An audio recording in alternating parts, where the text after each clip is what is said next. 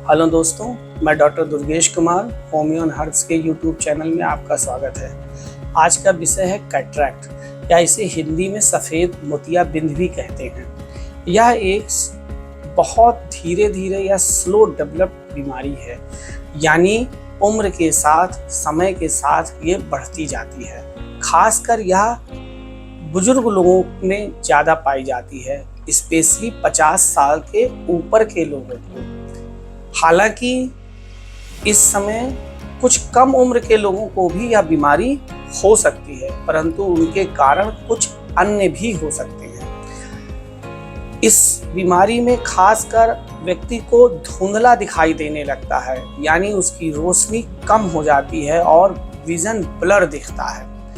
उसके अलावा जो वह चश्मा लगाता है, यानी जो ग्लासेस लेंस पहनता है, या उसके पावर में बहुत तेजी से बदलाव आने लगता है, यानी जो वो चश्मा होता है उसके नंबरों में बहुत तेज अंतर आने लगता है। उसके अलावा रात के समय खासकर कम लाइट में आपको देखने में दिक्कत महसूस होती है, यानी आपको किसी चीज को देखने में ज्यादा रोशनी की आवश्यकता होती है।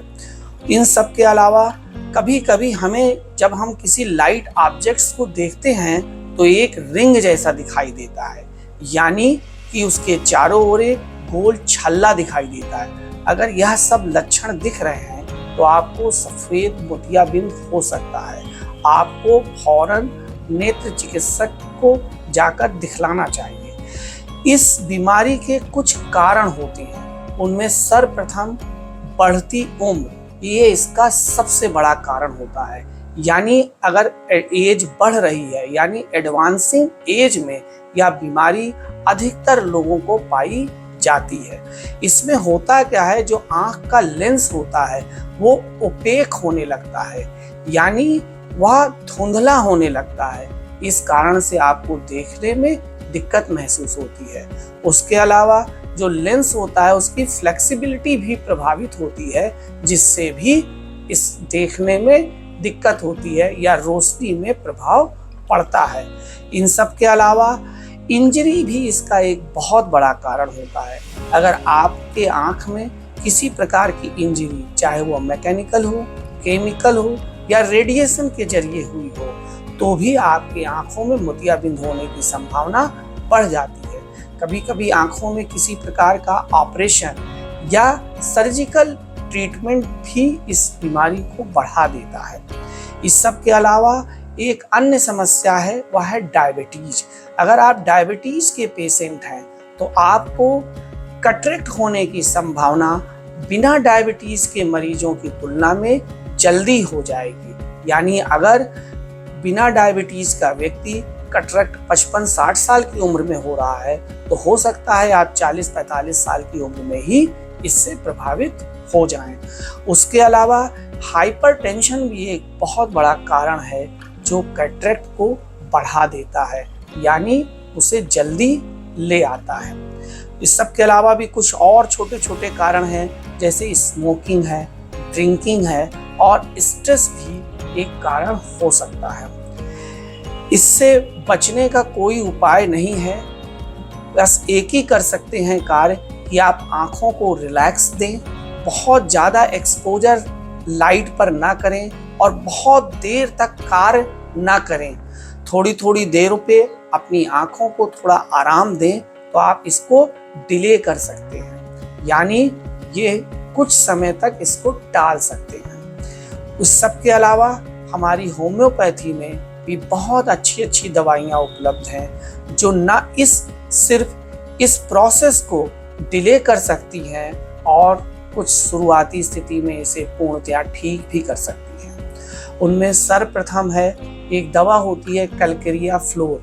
हालांकि होम्योपैथिक मेडिसिन्स पेशेंट्स के सिम्टम्स के आधार पर दी जाती हैं, यानी हो सकता है कि अलग व्यक्ति के लिए अलग दवाइयाँ हों, लेकिन फिर भी कुछ दवाइयाँ आज आपको बताता हूँ जो कॉमनली यूज्ड होती हैं। फिर भी पेशेंट को एक कुशल चिकित्सक की सलाह के बाद ही दवाओं का सेवन करना चाहिए।